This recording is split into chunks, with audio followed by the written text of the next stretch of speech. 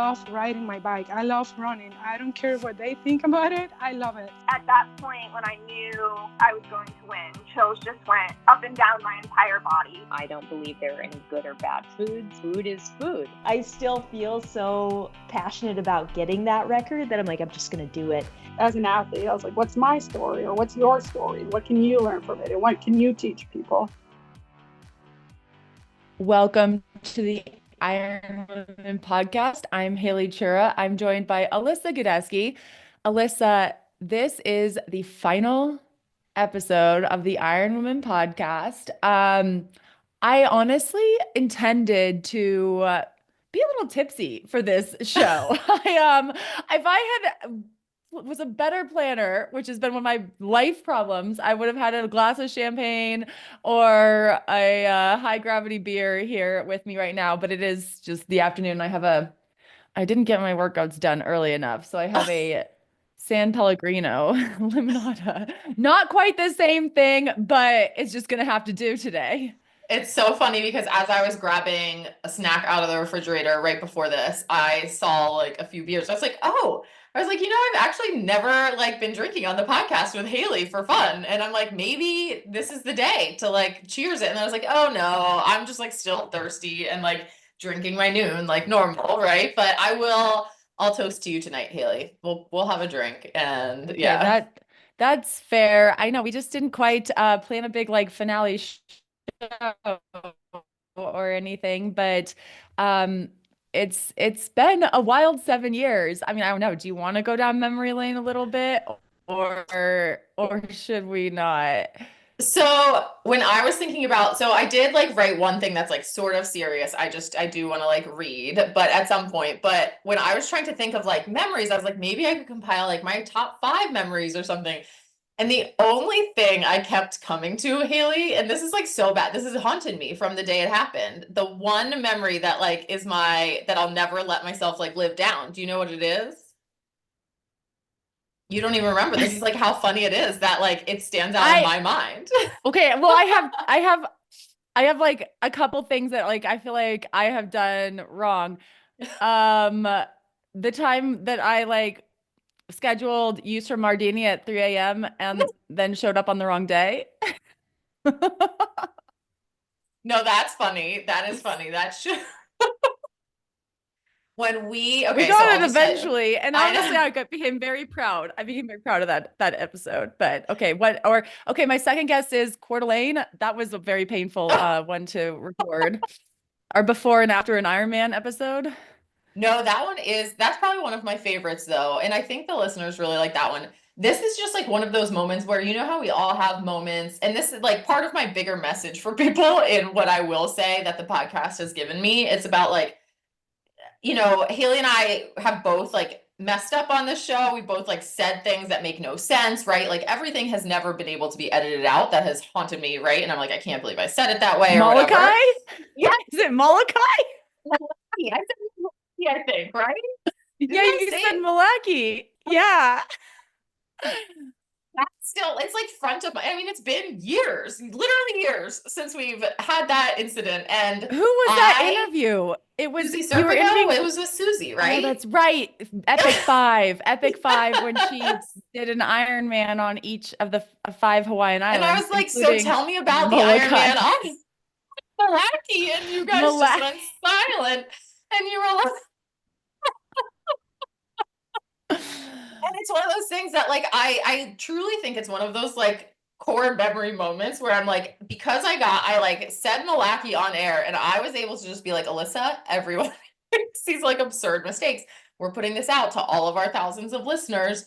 And it makes me laugh so hard when I think about that. And I'm nothing bad did happen. It's just a very funny moment in time now. So that's what my brain I do think of you every time I see that word. Every time I think of the island of Molokai, I think of Alyssa. So it does happen. It's but it fondly. It's that is a good memory. That's a fun memory. I think one of my favorites was laying on the ground after Ironman Coeur d'Alene 2021, or was it 2?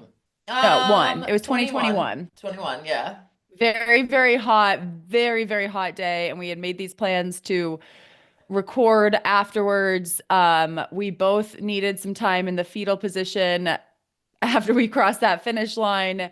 We wouldn't have gotten it done without Jamila from Feist, who used to work for Feisty. She was there taking photos. She helped us out. Betty Betty getting us Janelle got us some pretzels. like Cokes. Yeah, Cokes and pretzels. I mean, I think that's close to the most destroyed I've ever been after the race. And then we recorded and we were like laying on the ground and talking about our race. And it was just a very honest recording. And I think it was kind of a neat experience because we could kind of hear the background, like that race vibe. And then it was also really cool how many people recognized us and walked by and like kind of said hi while we were laying there. And it just kind of helped me realize that people are listening and are part of our community and knew what we were doing. And that was always kind of what kept me going when I would go to races and people would say they enjoyed listening to the podcast, or we had a guest on who said they enjoyed the conversation and sharing their story with us, or they got good feedback after their story. And that, kept me going for the last 7 years. Yeah, I mean, I think about all of the relationships, I think one of the things we would hear from guests a lot of times is how kind of isolating or like independent, right? The sport is, right? And we definitely talk to a lot of people on squads, and we would always kind of talk to them about being on a squad. What's that like, having that kind of, friendship and community that a lot of pros don't get within the sport? But I never trained on a squad or anything like that, but I always felt like this was such a good and like unique way to reach so many people. I never had to walk into pro meetings and feel like I never could talk to someone, right? Like I always felt like I had a connection or a friend or someone that would be a friendly face, even though, several years into being a pro, it was nerve-wracking, right? To go into a pro meeting and try and find a place to sit, right? So I always had a friend and a friendly face. And I really feel like I always had that connection within the community wherever I was racing. And I mean, there were just so many times when people went above and beyond for me and just really made sure. I mean, the time I got a tub of funfetti before, I think it was before that same Coeur d'Alene. That was like one of my favorites, Yes, right? yes, That because was you talked good. about how much you loved it. Yes, yes. And then just homestays through the year, like people helping with places to train, what pool to swim in, where to get good coffee, all of that stuff came from our listeners, which is really, really valuable in a sport where, I was going so many places on my own and figuring it out. I think it was such a cool way to have that connection to people. I agree. I will admit that, I've been pretty down for the last couple months, and but even last weekend, or I guess it was 2 weekends ago now, when I was in Vancouver for Taylor Swift, um, the two women I was with, Katie and Sam, I actually kind of met through the podcast community, and they talked about that. And we were talking about how, the podcast was ending, and they were sad just because they're like, this wouldn't be happening. Like, this Taylor Swift trip wouldn't be happening without the podcast. And it also wouldn't have necessarily been happening if I hadn't crashed in Las Vegas. And I mean, it's not to say, I don't like to say everything happens for a reason. I actually don't believe that, but I'm trying right now. I'm trying very hard to figure out how to take my current situation and turn it into a good thing. I mean, I think the last time I was like in this rough of a position was like the 2015, 2016 timeframe, when I was very hurt and very unsure of my place in the sport. And I kind of adopted a little bit of a YOLO attitude, and I made a lot of kind of, at the time, seemingly crazy decisions. And they opened up some opportunities, one of which was this joining this show. And I ended up having a really, really good 2017. And so I'm really hoping that right now, what seems like mistakes that I've made recently will, open some doors and be those lucky breaks that I mentioned, Ina Garten talks about. And there are some some really good takeaways. I think that the skills we've had, the people we've met, and just those things aren't going away. No, and Haley, I think I thought a lot about our friendship through the years. And I mean, I don't have many friends, right, that I've been friends with for longer than you, which is like so wild to think about. And if for our listeners probably don't know the whole like history here, but basically, I mean, Haley and I met through our blogs early in our triathloning. And I followed Haley. We like became internet friends. We met kind of passing in person at like an aid station at Ironman Louisville. As age groupers. As age groupers. And then we, you know, I watched Haley turn pro. She got a sponsorship with Smash Fest Queen. And then yeah, I was like, you know, I think a year behind you. I turned pro after that, maybe 2 years. But then, and then I was sponsored by Smash. And so we had kind of that friendship through, you know, that time. And then we had the podcast in 2017. And I feel like this has, you know, things have always evolved from like age groupers just trying to like find their way in the sport to rookie pros to established professionals. People might call us veterans, I guess, at this stage. Now I'm like the oldest. Nice term, I know. I'm officially out of Ironman as a professional. You are still, you're not out. You're making your way. You're going to be figuring it out. You depends on the day. To be perfectly honest, very much depends on the day. I'm very unsure right now. I'm in limbo. But I have no doubt that, I mean, Haley, we've never lived geographically like close, right? And so it's funny because I know you were just like one of those people in my life. We'll find a way to make a mark and to like be there for our sports and our community together. I think I am going to say this thing that I wrote. And so for our listeners, like you guys never saw, you guys got to see the final episode, the finished product every week, right? You guys never got to see the behind the scenes where for the last 7 years, Haley and I, we had really hard conversations with each other at times, and we always were challenging each other to do better, to think bigger, or to have another perspective.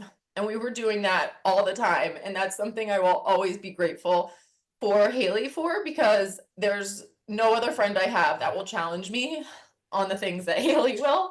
And even though, I mean, it wasn't always pretty, but we would, you know, we made it work, and I was a better person. I am a better person because of that.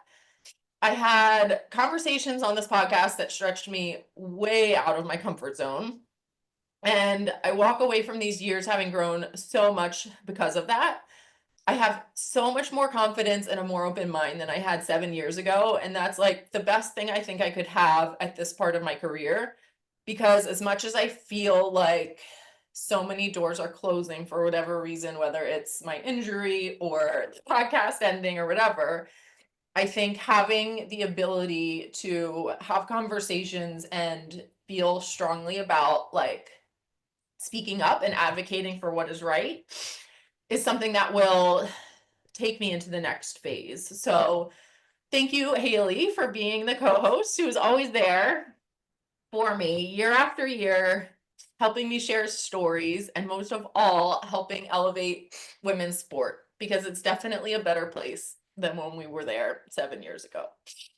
Oh, thank you, Alyssa. I really swore I wasn't gonna cry on here today, and then like we hadn't even hit record, and I'd started crying. And no, I'd echo all your sentiments there, and I do think, you know, the sport is better. And like you said, I've learned a lot. I've grown a lot. I'm better for having talked to you every week, having talked to our guests, and for having the same kind of challenges that help me grow. And so you are right. There's a lot to appreciate from the last 7 years, and our friendship has been, you know, it is wild how we have to figure out. I mean, we went from blogging to podcasting. What's next? Oh yeah, we got to be like on the I don't know if I can do TikTok. Maybe it'll be like fashion and it goes back to I feel like maybe we can just go back to blogging and make that cool again, because we were both good at that. I do miss the innocence of my blogging days. Yeah. But it's you know, it kind of does show how you can find communities in unexpected places and you know, jumping opportunities. I mean, I did start on this show as a guest. I mean, you and Sarah interviewed me and it wasn't even this iteration. Feisty Media didn't exist and um you know, and then I ended up joining the show, and so it's been a wild journey. And again, thank you so much to our listeners, the ones who have written in recently, ones who have written in any time during the last 7 years. I have tried to focus on those notes and those messages and remind myself that there has been value. There's been a lot of value in the last 7 years. Yeah, I really believe that a lot of the work we've done has been a part of why we are getting to see something like 70.3 Worlds broadcast in the way that it has been now on a platform like Outside TV. Getting to see our Well, peers racing like that, Haley, that was not happening back then. And no. I mean, Alyssa, like yeah, our first show was I think it was like a week before 70.3 Worlds or two okay. weeks before. And so in 2017 when Chattanooga, and Man. that was like an important race for me because that was the first time they were equal slots for men and women, even Mhm. for professionals, even at the 70.3 Worlds level. At that time, there were not equal slots in Kona, but that Chattanooga race was the first time that we had separate days for men and women. And I think back again, I was having a very hard time in 2015, 2016, and when they announced that Chattanooga would be hosting this 2-day world championship, there would be, I think, you know, equal slots for men and women, equal race day for men and women. That became a goal for me to be there, and that did, you know, spur me on to what might still be my best year of racing. And I did. I raced for a long time. I considered that like the best race of my career. I led for like a little bit, not the swim. I was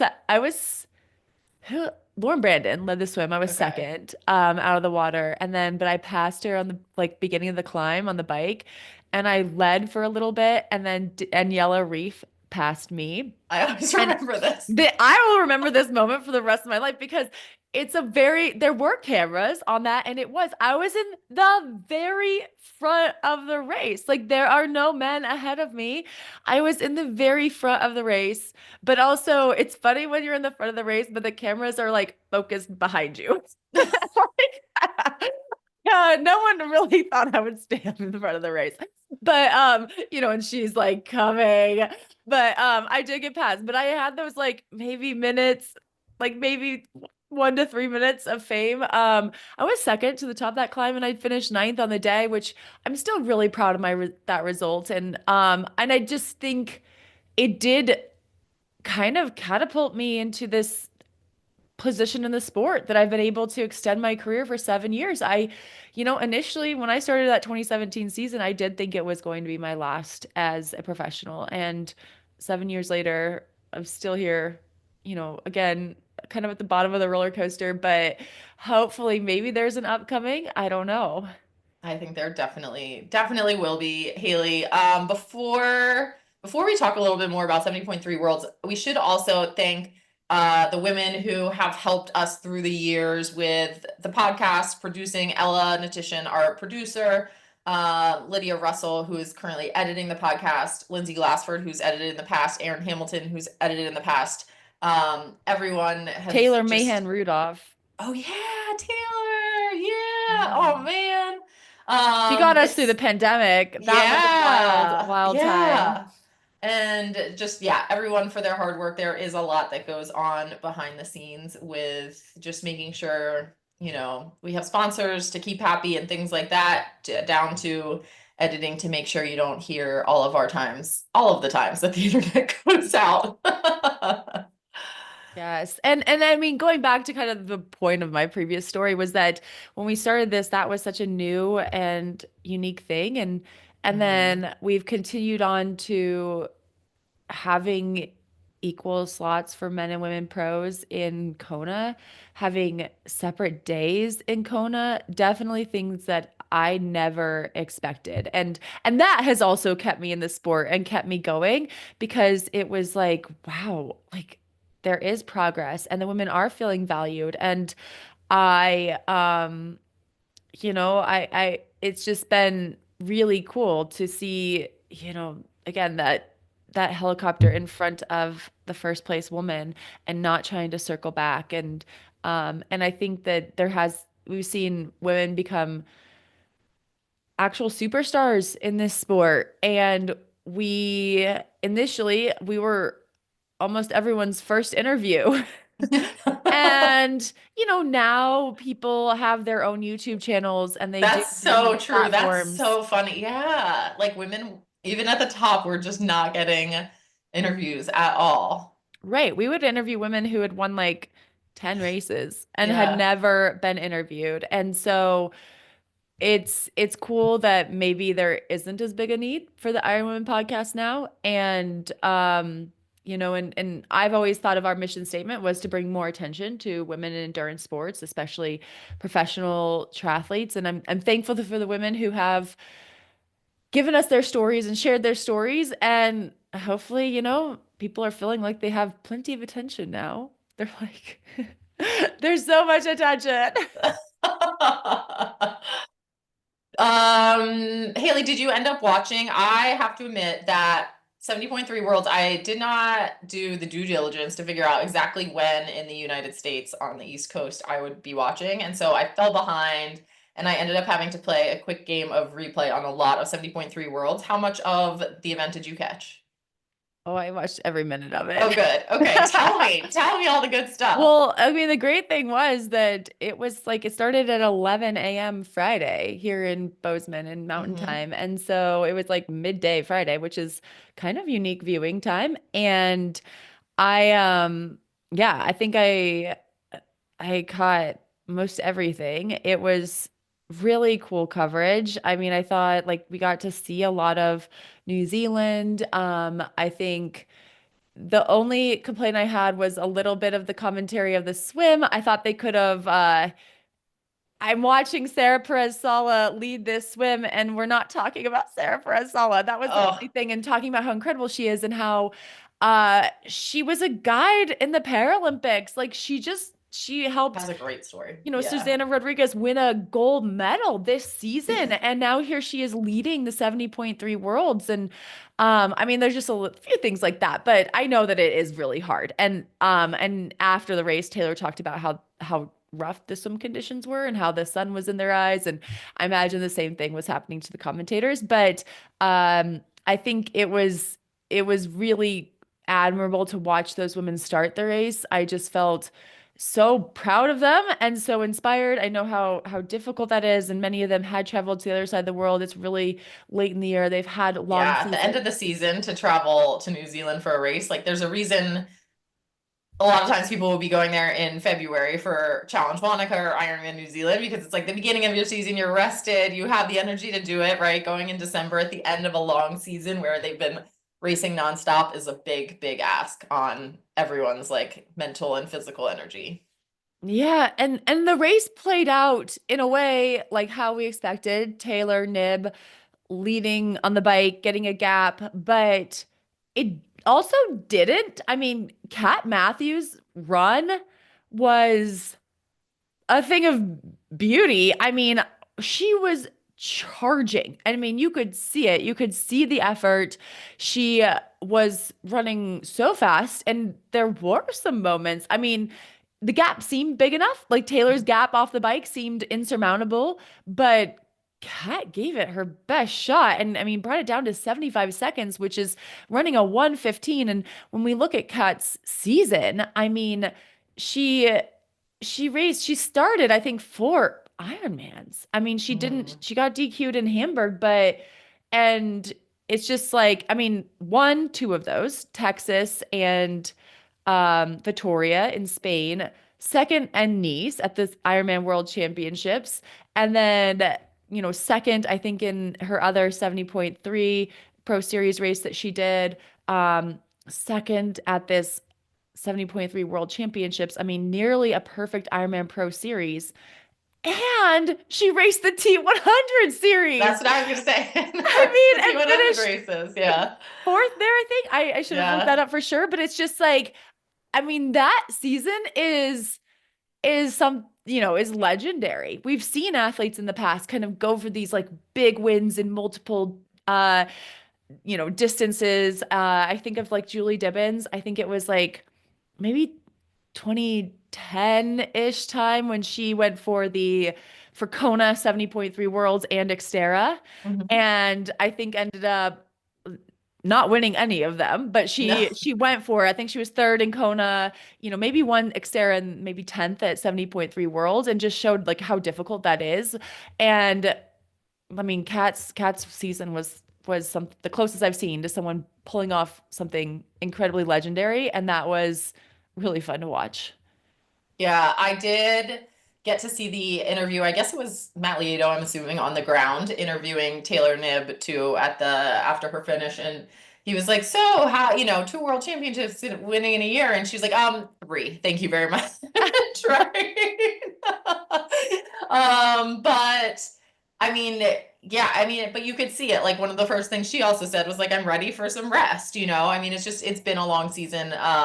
But to see remarkable performances, like, I will remember watching in the T100, Kat Matthews walking, right, talking to her husband because of her calf strain. And what was Yeah, that, in July, March. right? That's March? right. Okay, I yeah. forgot about So, that part. She also started the year injured. yeah. And so to be now running like that, chasing Taylor Knibb down, right, and running your fastest after a race full of full distance alone, right, is like pretty remarkable. So I do have to believe that, like, I mean, the best is yet to come with women's triathlon, I think, in a major way.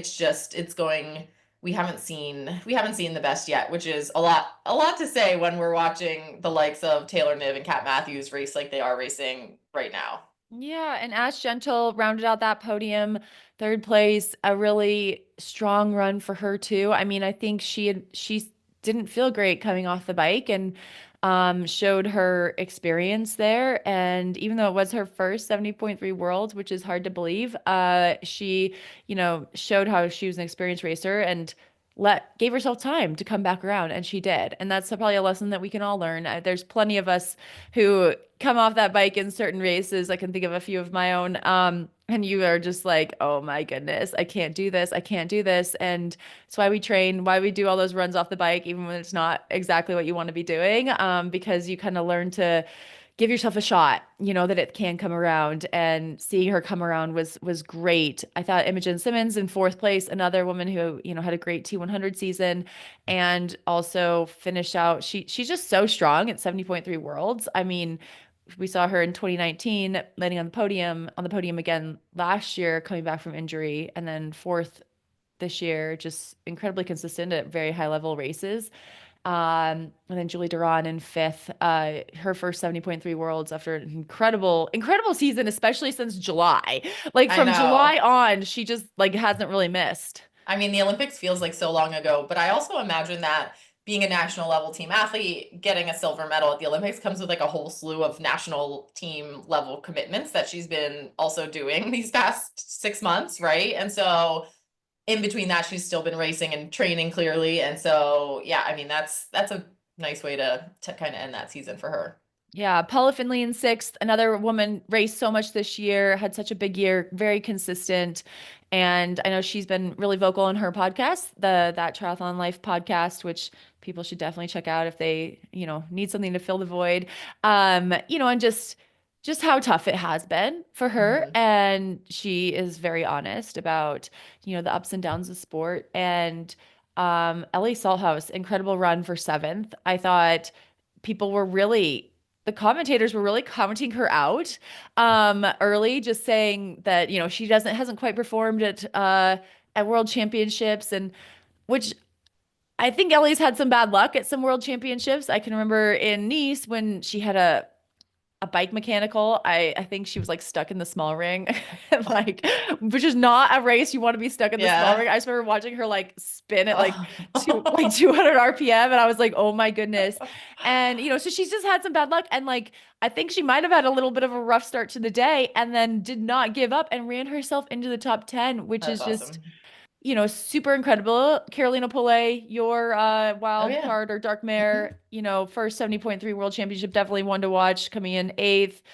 Tamara Jewett, another friend of the podcast, coming in 9th. And then Grace Tech, which is another athlete who I think I rode behind her a little bit in Vegas, and I know she was not having her best day, and it's kind of cool to see her really come back and get a top 10 there. I mean, yeah, very cool. All of them, I could just go down the list and talk about everyone, because that's the wonderful thing about having had a podcast for 7 years.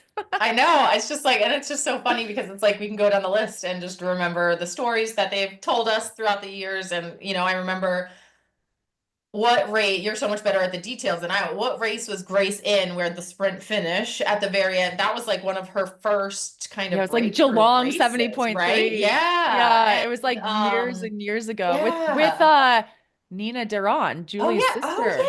That was the sprint finish. Yes. Okay. And so, yeah. Oh, man. There've been, there's some. Yeah. So that race, Grace was leading and passed out right before the finish. Nina did win.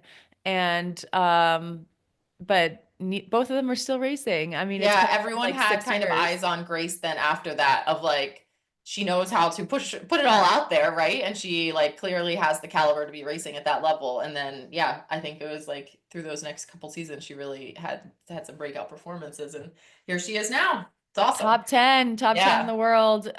Very, very cool. I mean, congratulations to everyone who raced, the age groupers who raced. I mean, it was very fun to spend my day tracking, and I really couldn't look away. I meant for the women's race, like I sat and watched. I had friends in town, and we sat and we streamed it on the TV and we watched. And then for the men's race, I watched that as well, because I still really enjoy watching the men race as well. And but I did ride during that one. I was like, okay, I gotta like get on the bike and gotta do something with this inspiration I'm feeling. Like, let's try to get some aerobic fitness back, and maybe there will be another start and maybe finish line in my future. And I was also tracking one other event this weekend, Haley, because I found this actually very inspiring. I noticed on Leanda Cave's Instagram, she's like, oh, I'm going to see what couch to 70.3 feels like. I'm hopping into Florida 70.3 tomorrow. Okay. I missed this. And so I love this. Leanda Cave she came out of retirement to race Ultraman for about 2 seasons, right? To like kind of, she had one kind of, I would say she felt like she was winging it at Ultraman. And then I think she properly trained for Ultraman World Championships. Would you agree with that timeline, Haley? Yeah. Okay. And then I think, to my knowledge, she had returned back to Tucson. She's working, I want to say like not as a PT, but kind of similar in kind of a recovery clinic kind of setting, helping athletes there and coaching. And so I was super excited to see that she did this. Haley, I pulled up her results. First of all, what would you do if you were racing in the women's 45 to 49 category and you look over and Leanda Cave is racking her bike next to you? I'd ask for an autograph. I mean, probably not while on the bike. I shouldn't be doing that while on the bike, but I would definitely be like, woo. Yeah. So it's super fun. I love that she's getting out there and that she's just, doing, I think, it for fun. And when the opportunity arises, she's jumping in. So she finished. Do you want to guess, or should I just tell you, Haley? I mean, I'm gonna guess she did pretty well. I think like it takes more than that to get her down. I've seen her in recent years, and she seemed like she could still throw down. She did pretty well, but I think she was being honest that she had trained. Okay, it was really couched to 70.3. I think it really was couched to 70. So she finished. I mean, again, by all means, this is a super solid time and performance, but when you are a previous world championship winner in the pro category, right? It's good to see that she clearly had to train in her pro years. She finished in a 6:04 and was 9th place in her age group, Haley. So Okay. again, really fun. Again, she swam a 38, she biked a 3:04 and ran a 2:06. And so I just love that it's like, it's fun for her to still be in the sport. It's fun, I'm sure, for people to be seeing her out there. And it gives me hope that maybe, you know, if I'm not back to running super competitively, maybe I can still enjoy the triathlon, you know, age group ranks for the environment, the community, all of that. Maybe, you know, Leanne and I, would we ever be in the same age group? I'm not sure, but we could just Well, hang if she's out already and 45 race. to 49, Probably not. unless you do like 10-year age groups. But I will say, did you catch McKeely Jones? I think she was No. 2007 Ironman world champion. She raced in New Zealand. Do Oh, you know how she okay. did as an age grouper? Do you know? Or Yeah. do you want me to look it up? Oh, okay. I was No, like, I I have the know. Ironman app up right now. No, Okay, I can tell you. Tell me. She probably did She pretty good. I think she still trains like She a won. bit. She Okay, won yeah. the 55 to 59 age group, won a Oh my gosh. 452. Oh, So yeah. like, So yeah, she's that's, still yeah. very much throwing down. I mean, but I'm like, Very actually, that was impressive. one of the first, McKeely winning was like one of the first, like, I think Ironman World Championships I really followed. And I also raced as an age grouper there in 2009. And I remember seeing her Yeah. there. And so I think there's, you Was know, a that lot in of nostalgia, but I regret Clearwater? Where was Clearwater? When was Clearwater? no, she was the Ironman. She won Oh, Kona. it full. Oh, okay, Yeah. yeah. Okay. She was also the Olympic silver medalist in 2000, which is kind of neat. But I, uh, I don't know. I think it's really cool that these women are still involved in the sport. And if I have regrets, I mean, I don't know if we want to talk regrets. I have a lot. But I do regret we haven't, you know, we didn't get her on the show. There's a few others, Fernanda Keller. I regret not getting her on the show. I mean, we've got some of the legends. We got Julie Moss. You know, we got a few, but not enough. Not all. And I So know many. there's, We could have done yeah, better. we could have We gone got on for another Leanda. season to get more. Yeah, we did. And we got Julie Divins, which is hard. She's not a big, she's not a, you know, big podcaster, but you spoke about her earlier. We've had our share of legends, but there are so many stories to tell. They just could go on forever. I know. So maybe there is still a place for storytellers in the sport, but we'll figure that one out. But yeah, it's been, I mean, it's been interesting. And I'm glad we got to recap this whole season. You know, I am glad we got these last 3 shows in and we got to go through 70.3 worlds because I think that this was an interesting season and the sports, you know, in an interesting time. And I, again, still figuring out where I fit in it, but I feel like there's still a place where what we have some good role models, you know, these women like McKeely and Leanda who are showing us that, you know, there are still ways to be in the sport even as your role evolves. Definitely. I know you'll figure it out, Haley. You And too. You too. yeah, I mean, we'll see. Well, yeah, I mean, yeah. Should we give one last like health update before we go into For the both, our yeah, for the both of us, I mean, I saw you just posted a reel today, I think, of you running pretty fast. It looked like in costumes on the treadmill. So I was like, ooh, Haley's knee is doing good. But I don't know about the hand situation. Yeah, so I actually have been discharged from knee PT. Ooh, okay. I They're haven't like, enough actually of you. Yeah, he had enough of me. That's actually the truth. So that's exciting. I mean, I wouldn't say I'm back 100%. I'm still kind of tentative, but I've tried a little intensity on the treadmill and it went okay. You know, there's been a little soreness after that. So I'm just trying to like temper myself, but I mean, he kind of was like I know what I'm doing from here on out. And so that kind of made me feel good and like the elitist I am. But yeah, I did and I am really right now targeting the Disneyland races February 1st and 2nd. I am hopeful I'll be able to run fast there in costume. So I was testing out a few costume ideas. So check out my Instagram if you want to stay connected post show, but also if you want to see my what I'm using my non-podcasting time for. Just lots of really, really altruistic and good things like running and I won't even want to say because I asked people to guess, so I don't want to say what my costumes are yet. I'm not, you have to stay tuned or try to, hopefully stay involved in my life somehow. And then my hand, I'm like, I'm not wearing a splint. Ooh, look at You're gonna see that. it. Yeah, fresh skin, all of it. I know. So I'm working on it. I am not discharged from hand occupational therapy yet. I still have a little ways to go, and it's just a little bit slightly more complicated injury, but I can kind of make a fist. One of my athletes actually texted me that she had a dream that I punched someone, and I was like, yes. That's a good omen. Yeah. I know. I was like, perfect. I was like, who was it? And she couldn't remember. So, but just the fact that I was punching someone is great sign. Yeah. So it's coming along. I'm still working on that, but I am swimming, I think this morning when I swam, I was almost like, wow, like I don't initially feel limited by my hand. And so I feel more limited right now in everything, swimming, biking, and running by my aerobic fitness or lack of.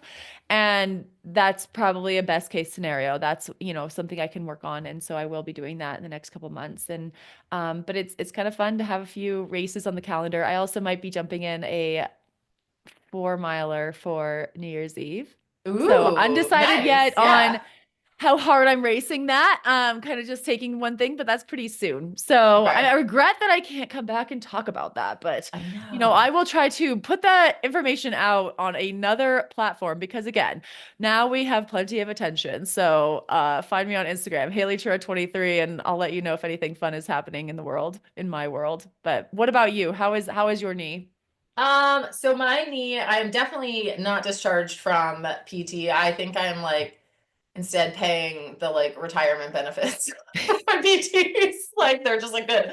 Alyssa's here for a while. We will be retiring 2 years earlier than expected. So Oh, I'm very sorry about that. I mean, yes, I feel like we could. I also regret that because I talked to a few other athletes who've gone through injuries, and I do feel like a financial episode would be heartbreaking and enlightening. interesting. I'm like, oh my God. Yeah. But we will, yes. Okay, your PT Yes. update. Yes. So my PT update is things continue to, we think, move slowly in the right direction. I around Thanksgiving, just before I like I took another opportunity to scale things back because I had tried to build again and it just, the knee was swelling, it wasn't going well. So I really pulled everything back for about 3 weeks and went back on kind of like a higher dose anti-inflammatory, really got the swelling back under control, got the extension there. And it is, my quad is getting stronger. Like you can actually see a quad muscle now, which is exciting. One of my things too, when we could see the quad muscle, it was very exciting. Yeah, my PT is like obsessed with the VMO, and so she gets so excited when we can see the VMO part of the quad, and it's like very good. And so I mean, it is moving in the right direction, but it is just moving very, very slowly. I am back now to some 30-minute dog walks, which is exciting.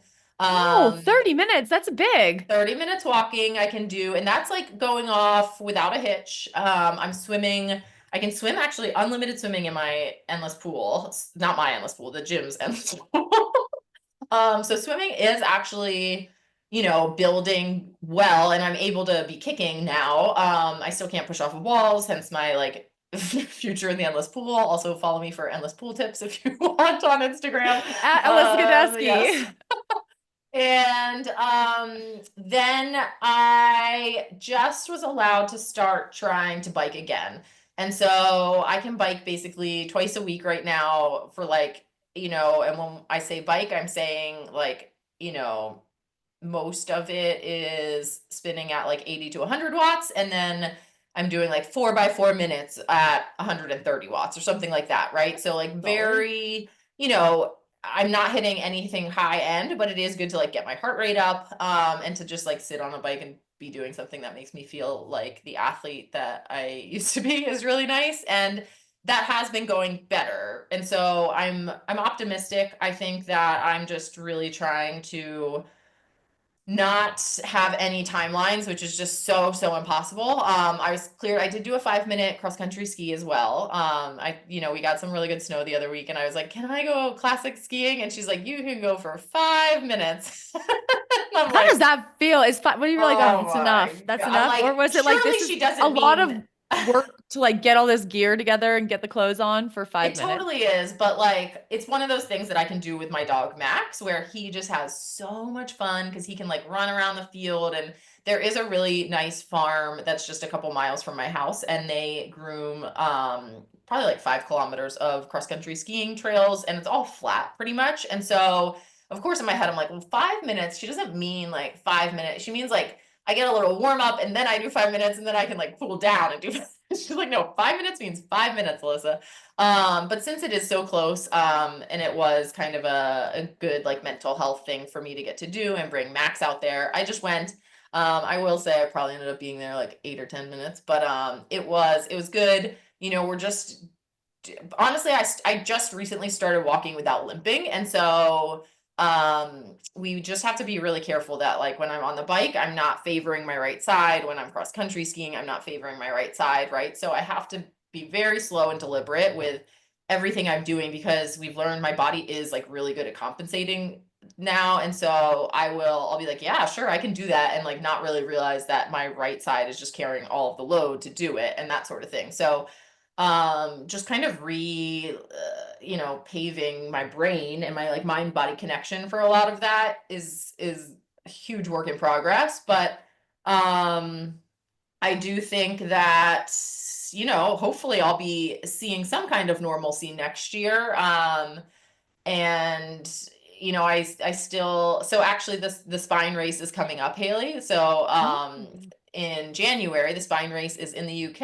It's like 270 miles, and it's kind of you go, you carry everything you need, and just go until you need to sleep, you sleep, and then you keep going, Well, kind of you thing. talked to Lucy Lucy Gossage about Gossage, it earlier yes. this year, but then also Jasmine Paris. I feel like that's when I first heard of Jasmine Paris, was when she set the record on the spine Yeah. race, and it Yep. was just incredible, There's incredible. like the iconic photo of her at one of the kind of aid stops, breastfeed, like pumping, because she had just had a child, she has a breastfeeding child. And so she was like pumping in the middle of this race. And when she broke the record for men and women by 12 hours, it was nuts. So, but I think a lot of people will have seen that photo. Anyway, I've really wanted to do that race, and I last year at this time had thought that my first surgery was so successful, and was like, I'm gonna get myself back to do that. So I actually had entered for 2025, and once I realized I was not facing, I was going to be facing another surgery instead, I talked to them, and they agreed to, as an elite entry, roll my entry to Yay! 2026. So hopefully my PT is not listening to this, because in the back of my mind, I am very much hoping to, whether or not I am actually racing at the elite status I would want to be, I do really hope to get there and kind of experience that event one way or another. And so that is, that's the hope, that's the goal. But it's a long way off, but it's good, because I do think, having something to kind of keep you motivated in some of these dark days is really important. And so that kind of event love too, it. I love think, that. Yeah, you're like these dark yeah, days. I aspire to a 200 and something to just mile walk race in the 200 plus miles. winter of England. But that's so exciting. I do you do that with like, do you ever do that with your PTs or your doctors, and like kind of like throw out like an athletic goal and then look at their faces?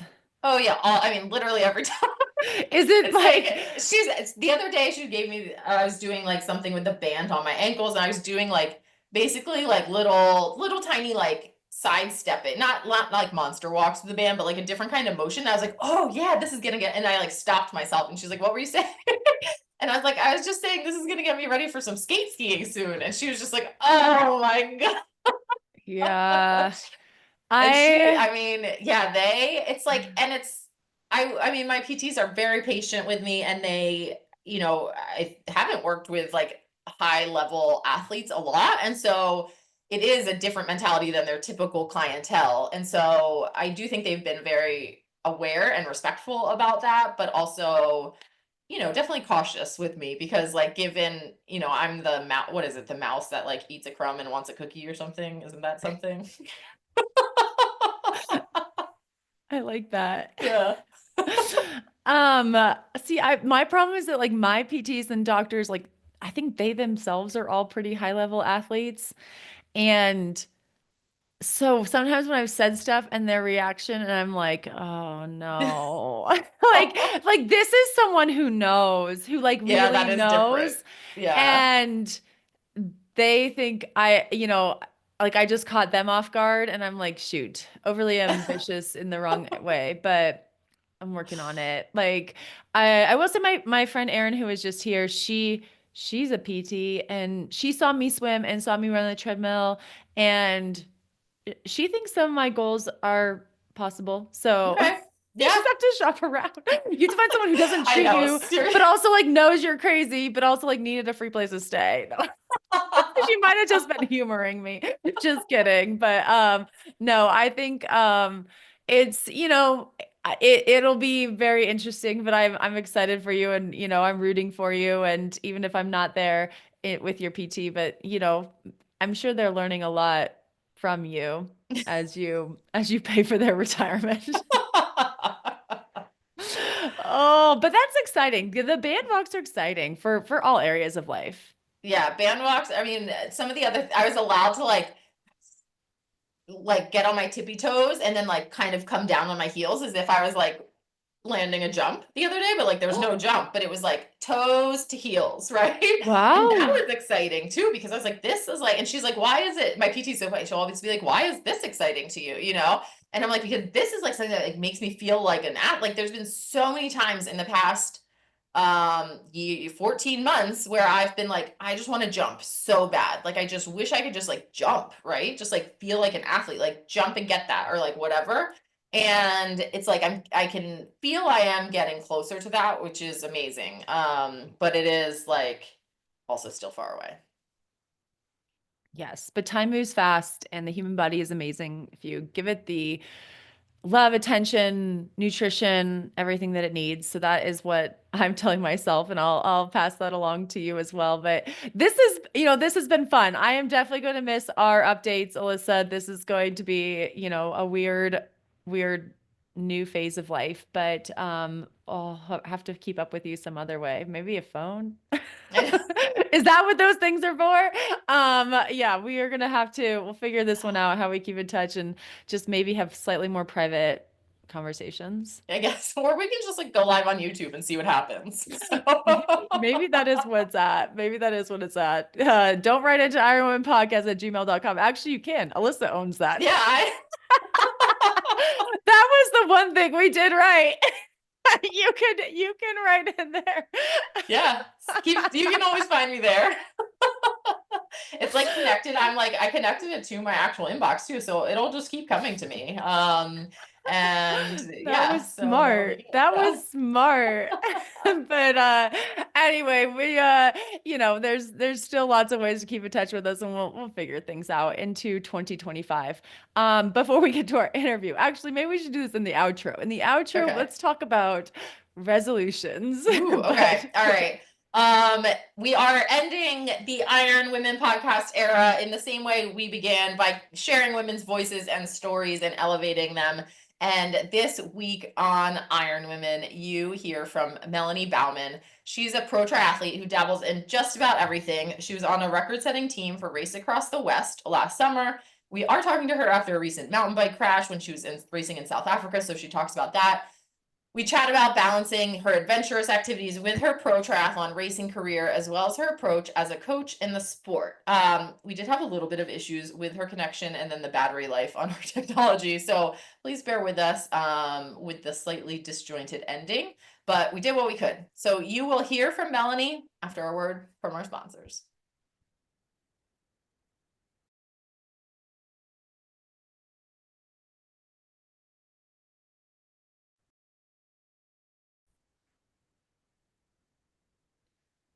Hi, Melanie. Welcome to the Iron Women podcast. Hi, Alyssa. Nice to meet you. Nice to be on the podcast, and thanks for inviting me. Yes. So as we were kind of getting our technology sorted, I was able to see a little flash of it looks like an arm cast of some sort on you. And when I reached Yes. out about coming on this podcast too, you had said that you had a recent mountain bike crash, and so you're recovering from that. You look you Yeah. look good, and so hopefully Thank you're you. you're feeling kind of better than maybe a couple weeks ago. But can you tell us what happened? What kind of injury are you dealing with right now? Yes, so a couple of weeks ago, I was racing a mountain bike race in South Africa, the Wines to Wales, an event from Ironman as well. And I raced with my friend Steffi, and on the first stage, on a not very technical part, I crashed with together with someone else, and from that moment until the next 3 days, I don't remember anything. So. Oh, wow. Okay. Yeah, it was a little bit severe, but when you wake up and know that everything is going to heal up, I think it makes it easier to be patient because after any crash, you need some time to recover. And was that I'm because the injuries were so severe, they kind of had you I guess like sedated or something, or was it like a concussion and you just, were there but not remembering? Can you talk a little bit about that? Yes, so mainly I got a very big concussion. It was quite severe. And I broke about 7 or 8 bones in my head, in my skull. And they didn't have to operate on that, but it's still a little bit of an issue to this day. And I broke about 8, my arm about 8 times, got a hematoma in my leg. So nothing that won't heal, but it's just been a crazy couple of weeks, and I just need time to recover. And sometimes in this sport, especially as triathletes, we're not very used to being patient. But sometimes it's good to have maybe a reboot. So maybe in the end, it can there will be some upsides with it coming with it. So I'm just happy I'm alive again. Yeah, it sounds like that is definitely the case. I can't believe that wow, 8 bones in your skull to fracture. That's definitely, probably pretty jarring to kind of find out and hear about. And so, I think you and Steffi spend quite a bit of time in South Africa overall, and you've been there for racing before, but I don't think you would Yes. necessarily call it home. So how has it been, kind of being in a place where, and having to deal with injury and all of this? Do you have a good community there that's been able to help you? Yes, so I was here with Steffi, my racing partner, and she stuck with me throughout the last couple of weeks, and also with Jerry, her husband, and they could help me. And the support team from the Wines to Wales from the event was very, very, very good. They took good care of me, and it made it easier for me to be in another place, because whenever you're traveling, you don't know how the health system, how healthcare is going to work, and especially with an injury like that, with an accident like that, you just need to rely on the system, and sometimes it's not in your power. So I was very, very glad that they took very good care of me, and it made it easier throughout the last 3 weeks to recover and to remain calm, because otherwise you feel more tense when you don't know what's going to happen.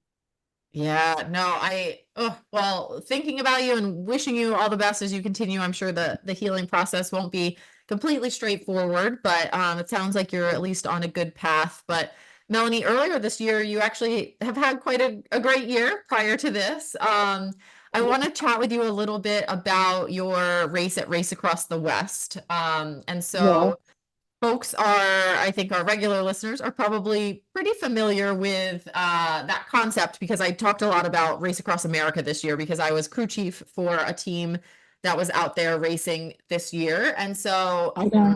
Race Across the West is California to Colorado, same kind of concept as RAM. And you were there with your racing partner, Steffi, to be a two-person female team. And so there's a lot to dig into here. But first, I want to talk about you and Steffi made it clear that you were going there and you were going to be trying to set a record. And I think it's really cool. You see some teams do that a lot with an event like RAM. And, you know, these races are so big to begin with. There's a lot of people who are going just trying to finish. And then I think it's just a different angle when people say, you know, we're going and we're going for the record. So can you talk a little bit about that mindset and how you and Steffi were even talking about the race, how it came to light, and, you know, kind of the confidence, I guess, you would have to put out there from the beginning that you're going for the record?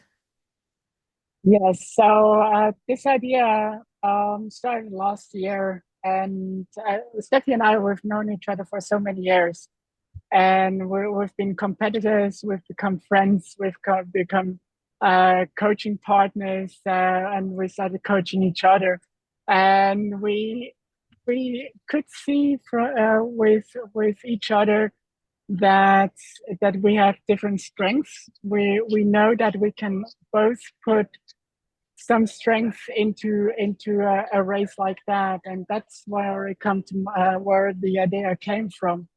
That we thought, okay, race across America, what that Steffi did quite a few times before. She knew what that was, and she talked to me about that, and I thought, yeah, that could actually work well, because with our respective strengths that we can put into, like me being a good endurance on the flat, and then she's a good climber, a good downhiller. We know, okay, we're a good combination, and we know each other, we trust each other, and this was just a beautiful project to go for. And then we thought, yeah, okay, let's see how it goes. We looked at the record and we thought, okay, maybe that could be something to go for, that could drive us, and could be something that really lights the fire.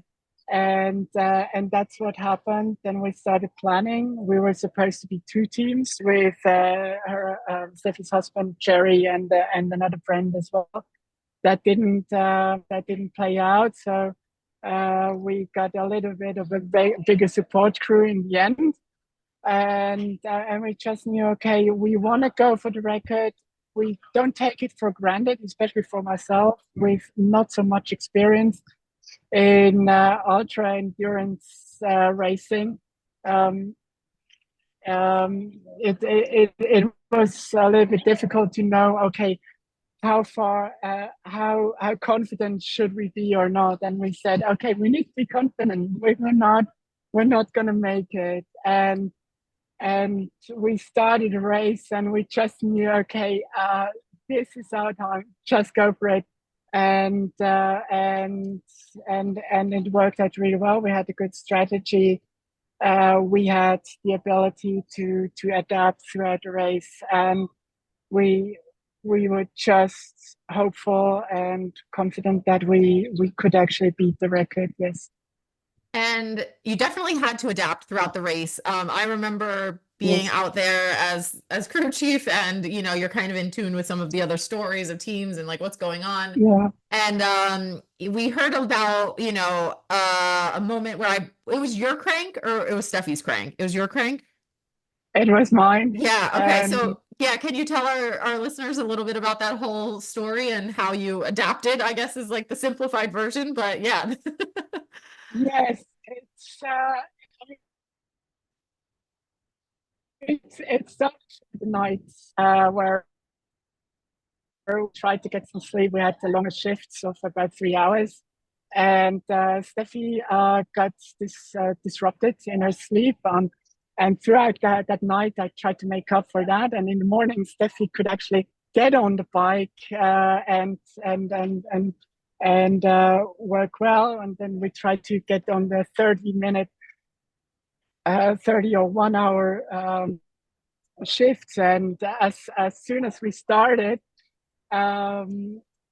my crank broke and I couldn't continue. So Steffi, in like 42 degrees Celsius, she needed to keep riding, and I had to ride to Prescott, which was about an hour away, to get my bike fixed, to get back on the road again. So Steffi, in the most brutal conditions, and after a very terrible night, needed to actually work for a total of 4 hours, and she did a really great effort. And we were in Prescott where she passed, and I thought, okay, we need to get there. When she passes Prescott, I want to be the one that continues, so she doesn't have to. And it was such a close call. Within minutes, we just made it.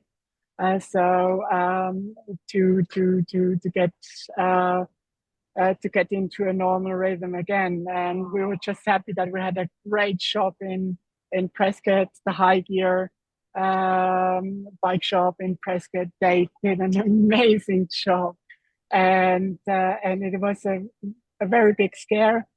And of course, we didn't get a lot of rest throughout because of that. And but we made the best out of it, and that was one of the moments where we just had to adapt. So we wanted to do 1 hour shifts, and we had to go to 4 hours, which was completely off. And this was a very great experience. But after that, we knew, okay, we're on a good track. We're gonna make it if nothing severe is gonna happen again.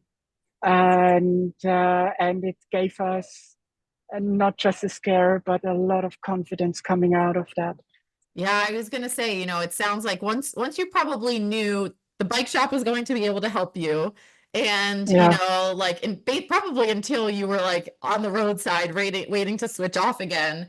You know, it was probably very intense and nerve-wracking, but I bet as soon as you started riding, you probably had so much adrenaline, like it gave you we can do anything if we could get through this. I mean, that's a really big hiccup to have in a race like that. Absolutely.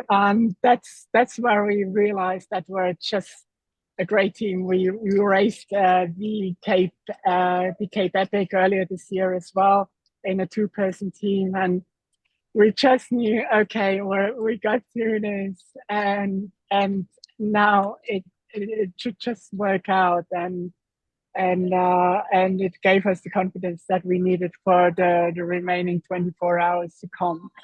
And it showed us that we are just a great team. We understand each other.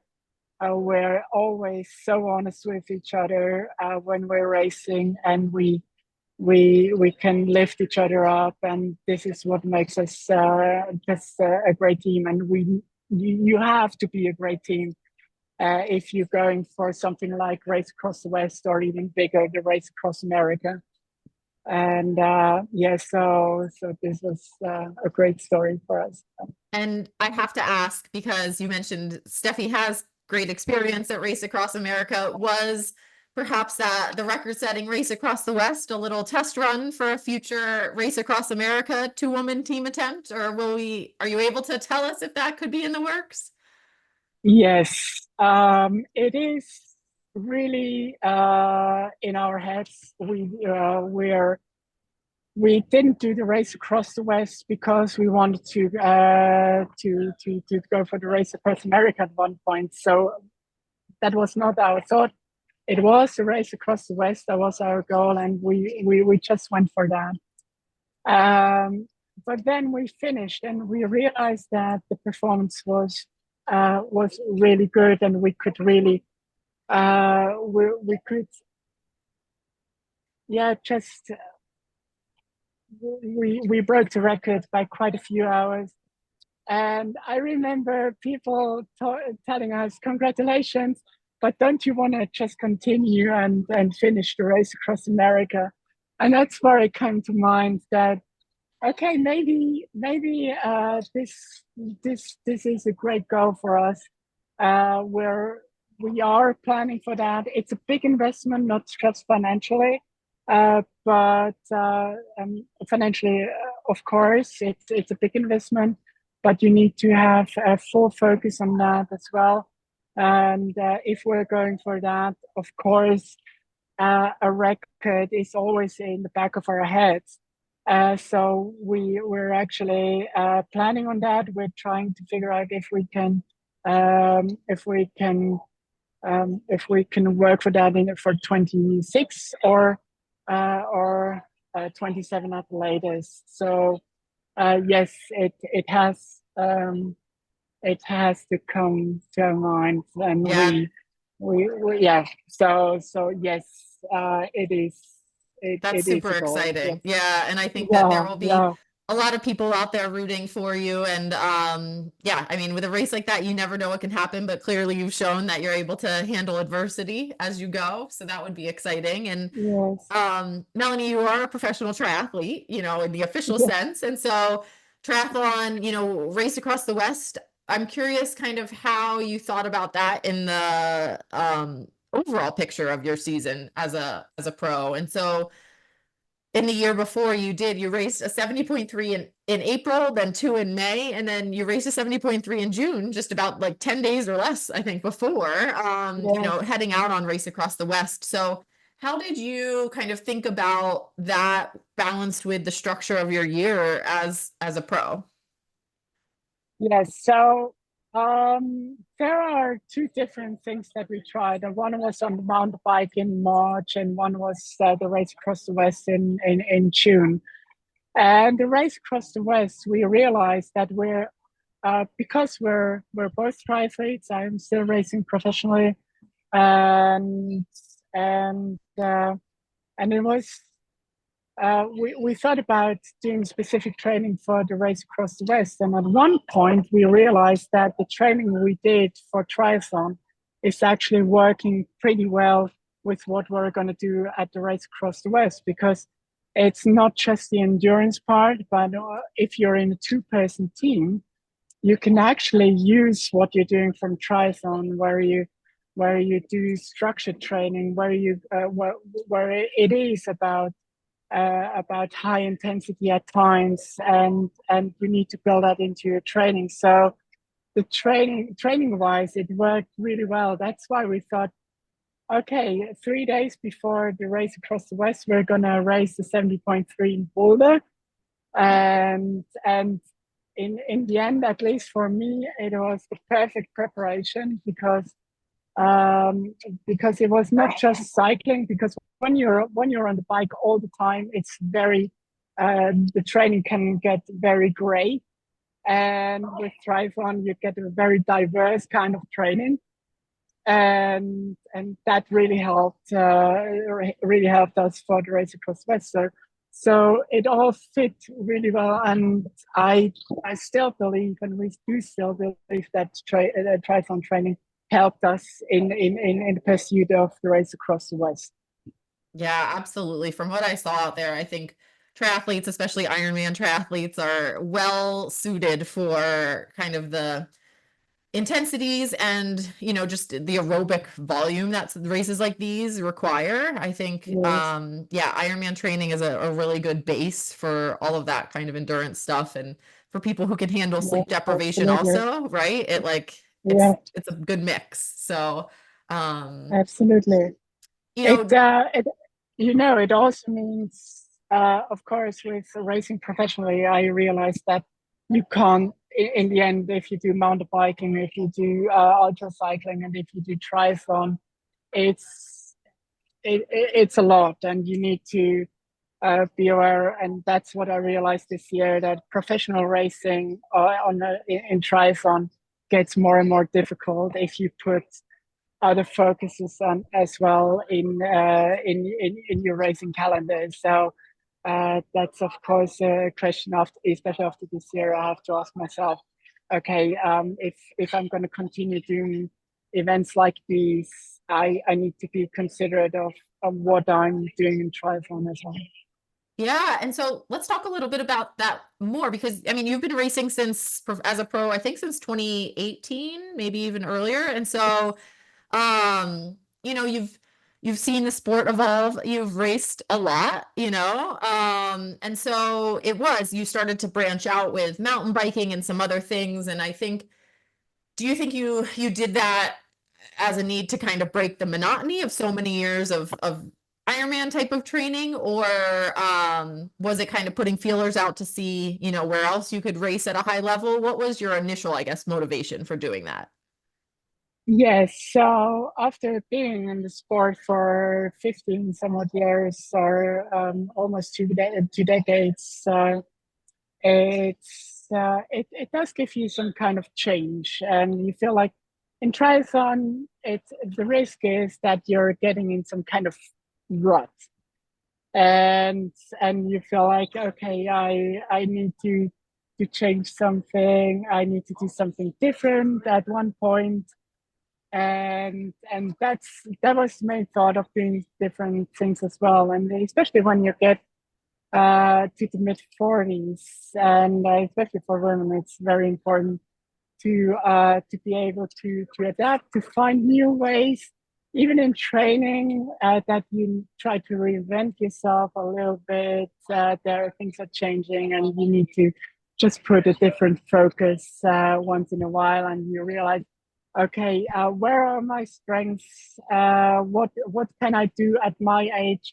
I'm not 30 anymore. I'm 44 now. So what can I do? And where does my journey go to?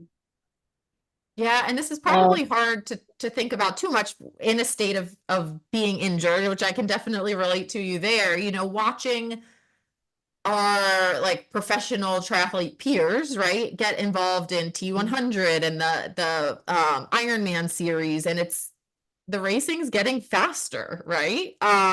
Yeah. Do you have a sense of kind of where you stand, like in that, as you've watched the sport change so much over these last, so many years? It sounds almost like that there might be a pull still to keep seeing where you can, fall in the ranks of triathlon versus kind of fully going off script to some other racing.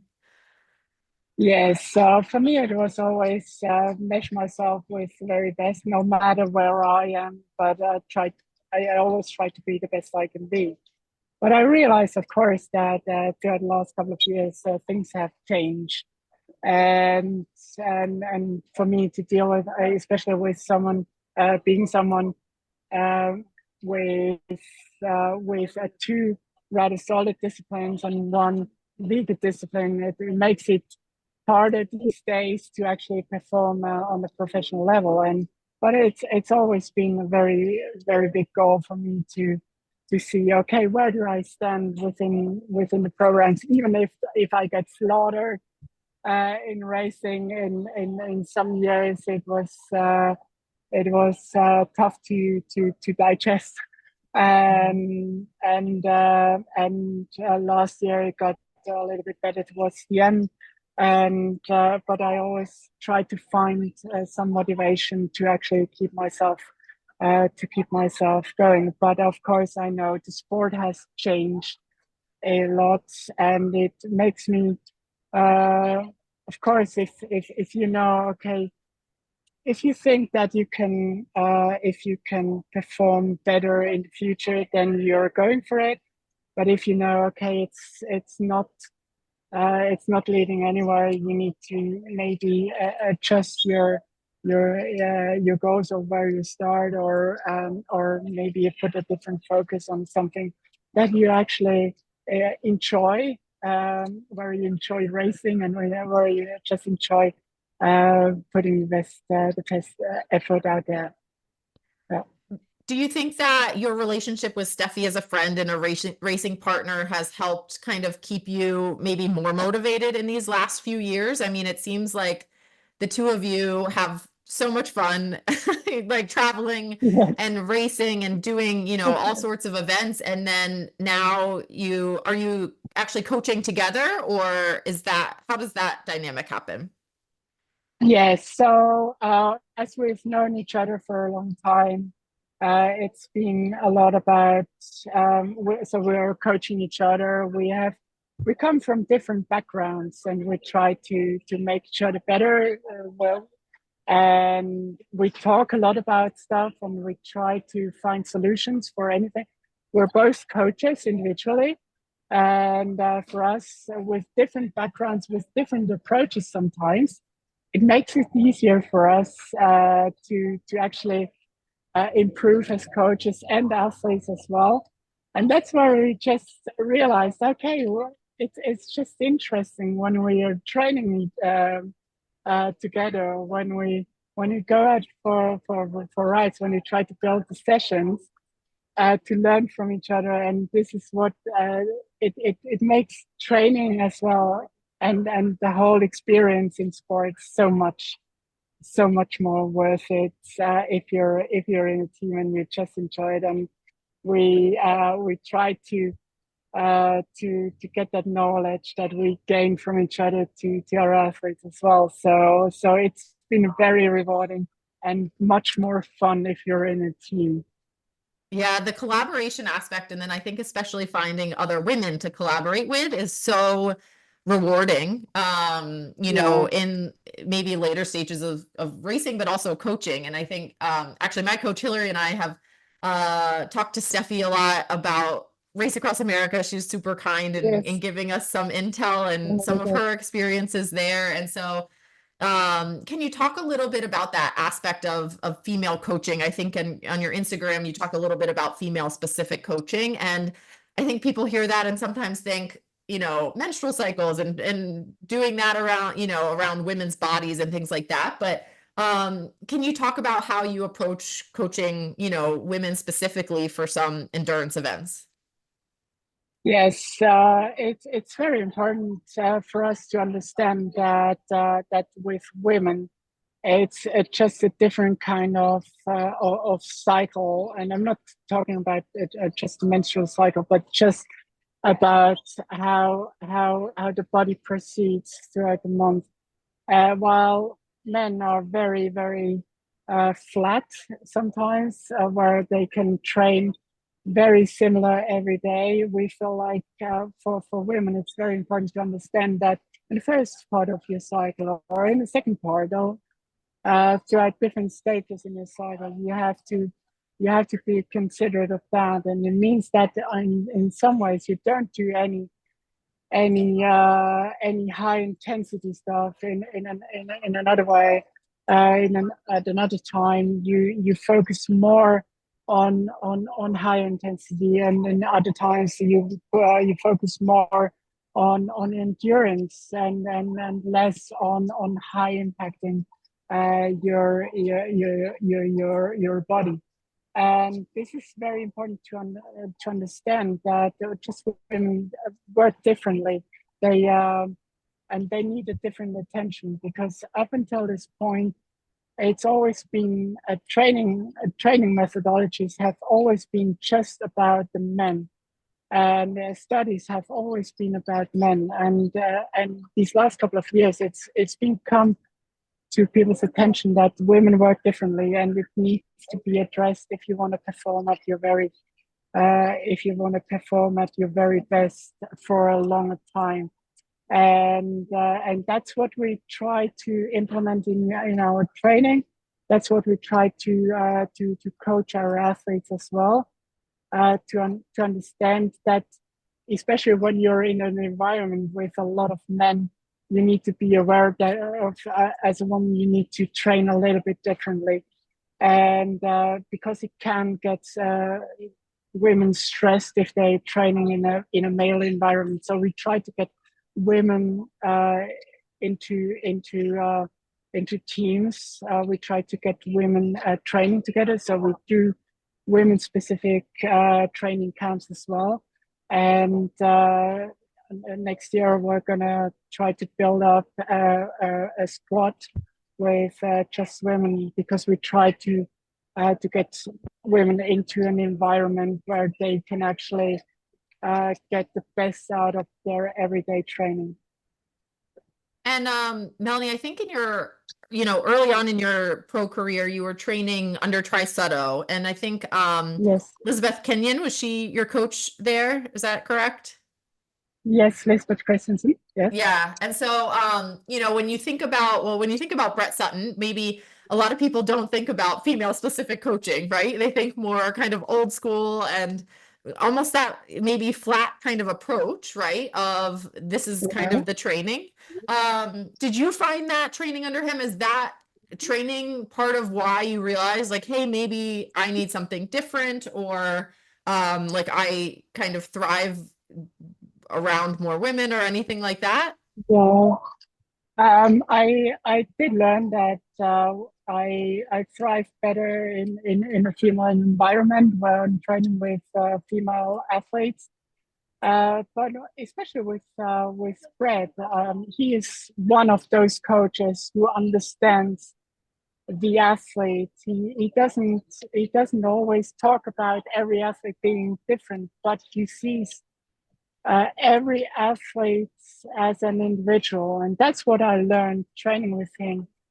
He looks at you and he knows what you need, and that's where I got to realize that yes, it's very important to understand and kind of athletes. It's very important to understand that, and one difference in people is just the gender specific training, and that's what we that's where I trying to chat with each other halfway across the world, but and now as time comes to a close, Melanie, I just wanted to say thank you so much for, you know, making time during your recovery. I hope this was kind of a way for you to continue relaxing and chatting a little bit, and it didn't take too much out of you. And you know, definitely wish you all the best as you continue healing and take time for that. thank you. And I know our listeners will be really excited to cheer for you as you come out the other side of this and take on whatever Yeah. 2025 is going to bring. Yes, thank you for having me on, and yeah, I'm pretty excited. First of all, recovery, and next year is going to be yeah, very exciting with new projects as well, and especially going into 26, then it's going to be a big one. And yeah, I'm just happy that I could join you on your podcast and talk a little bit about my life and our goals and this with our team.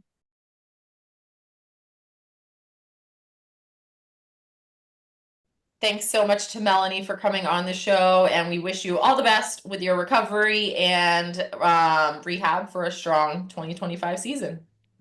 Recovery and rehab. We know those well. We know those well. The theme of Q4 2024 and leading into the new year. And Alyssa, I teased this earlier that I mean, we don't know how to end this. How do you end a podcast? I don't know. But I mean, we've said a lot of thank yous. Hopefully we've thanked, you know, the people we need to thank, but and hopefully if not, I thanked you in person, or, you know, I will in the coming weeks, months, days. But Alyssa, I do think, you know, we are coming up to the end of the year, and I was curious, I feel like we talk about this usually in our early season or our first episode of the year, but since that won't be happening, do you set resolutions? I do. Well, kind of. I try to make like some life changes that are like for the better, which could also be called a resolution. And last year, I think it was when I was trying to minimize my Amazon shopping and also buy no new clothes. And so I lasted until May without buying new clothes, Haley. And then it was like I fell off the cliff big time, right? And so I did a pretty bad job with that, but I actually really want to try and do that again. And like I can still shop on Poshmark if I need something, or like thrifting or whatever, but like I really think I don't need to buy new, like I have plenty of things. I want to wear the things I have more out. And then, you know, if I really need something, I'm sure I can find it for like basically brand new tags on Poshmark. And then I'm hopefully keeping some stuff out of the landfill.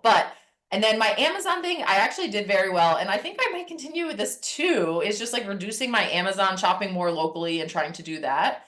And on top of this, so I don't have any, those are really hard. Those are really big and really hard ones. So maybe it's like a long-term perspective resolution that I'm like chipping away at getting to a better place with. What about you? Tell Those me. are good. I think I think one of my 2024 resolutions was like be less aloof at the gym and like in general, because I feel like sometimes I just like get into my own little world, and I think I got worse in Hmm. 2024. Like you don't talk to like the people on the track, like, or acknowledge the people next to you, or Yeah. like, oh, okay, I feel Yeah, or what just like people would sometimes wave at me while I'm on the treadmill and I just like ignore them. you mean. Um no, not on purpose necessarily. It's just how I Okay, am. okay. It's not like I'm trying to be You're just mean. It's not just I'm seeing it. focused. I'm overly Yeah, focused, and okay, sometimes I forget I'm in a public space, like okay. semi-public. And so that was one of my goals, was like to be friendlier at the gym or just like at places. And I think I didn't do a good job of that. I don't Yeah, even know if that was a good goal. I mean, I'm at work. I don't it know. sounds I'm like in a a good public space. goal. Yeah. Okay, but here's how I'm changing this for 2025. To give more random compliments or compliments to like strangers, because I feel like when I get a compliment from a stranger, it makes me feel really good. And I was like, I would like to do that to other people. So that Yeah. is one of my resolutions. I also earlier today, I was doing really poorly, and I was like talking to one of my athletes, and she told me about like how your brain is kind of like a computer, and you have to give it like good feedback. And so recently I have, or good inputs. It's only going to go Mm, inputs. And recently I have been giving it a lot of really, really negative inputs. mm, And I'm going to work on that. Like, focusing on things like, big example would be like, I have been just really mad at myself for crashing in Vegas. And that's what I talk about, is like the crash in Vegas. And she's like, talk about, tell your brain about your good race in Miami, your good race in Singapore, your swim in Las Vegas. And like, remind yourself that there were like some really good moments as well. And I need to really work on that. So, in a lot of different areas of life. So, that is going to be my thing. So, I mean, even with the podcast, I've been, sad about that recently, but I can talk about, like you mentioned earlier, skills I've learned and a great 7 years, and, my relationship with you. So, thank you, Alyssa. I do appreciate it. I was trying to think of a random compliment. I really, you're not a stranger, but I will say practice on me. Go you ahead. do have, okay, that one like Fair Isle sweater that you have that I know you did not buy. I Okay. believe the gift, it looks fantastic on you. So Oh, hopefully you get thanks. to wear that a lot during this holiday season. Maybe while you're doing a 7 to 12 minute ski. Oh, Haley, what are we gonna do with ourselves? I guess that this is just how they end. You just sign off the way that you've always signed off, and then the listeners have to go back into the archives to hear your voice ever again. So Ever again. Oh, please. That's something I'm definitely not gonna, I mean, I'm gonna have to start talking to more people in person though now, because it's like, how do I get all this out? I- You can still hear my voice in plenty of places, especially if you happen to be in Bozeman, Montana. But I do remember when Sarah and I were, after we had interviewed you, and she suggested, like, what do you think about Haley as a co-host? I was like, Haley's gonna be really good because Haley talks a lot, way more than I do, and we need someone who offsets my inability to, sometimes, to just carry conversations, and you do that so well. So I think you're gonna be really good at some of these resolutions you said, especially the compliment part, because I know they're all in your head. You just need to get them out. I know. And now I'm okay. That's a time when it's appropriate to talk. There's plenty of other ones, like maybe when you're doing like knee exercises and PT. Do you talk during that? Yeah, well, I mean, I've like asked, I'm like, do we talk? I'm like, because PT is really weird because someone's just standing there, and it's different than when you have like a trainer at the gym, because in a gym there's like other things going on. When it's PT, especially at this PT studio, it's just me and her, and so it's like she's just like watching me, and then I actually recently have been like, we can put music on. You would have silence? Oh yeah, it was silent for a lot. Well, because you have to also realize that my PT has been like very minimal. So it's not like I'm very really doing too much, right? A lot of the session is also still like massage or like manual I work mean, on I my make leg. books and So tables with my hands, and I chat the whole time. yeah, She's that's heard all true. about the podcast. Yeah. My occupational therapist. She has the real stories. No, I'm just kidding. I'm just I kidding. do But talk about Ramona a lot, and she has a dog. And then my PT's partner, she was in my garden class. So actually, we did talk about gardening. That's a small world here in the Upper Valley too. So, but yeah, it's after a while, I'm like, now we are friends. Like, I don't think I'm friends. oh, No, I'm just kidding. I wish. I think they are very thankful I wear a lot of neon so they can go the other way when they're not getting paid to be in my presence. But no. Okay, wait. Bad input. Get that out of there. I need a better one. Yes. I regale them with all my fascinating stories working on this, heading into 2025. Alyssa, it has been a pleasure. Thank you for the last 7 years. And we're gonna be in touch. Yes, Haley. Thank you for everything. Talk to you later.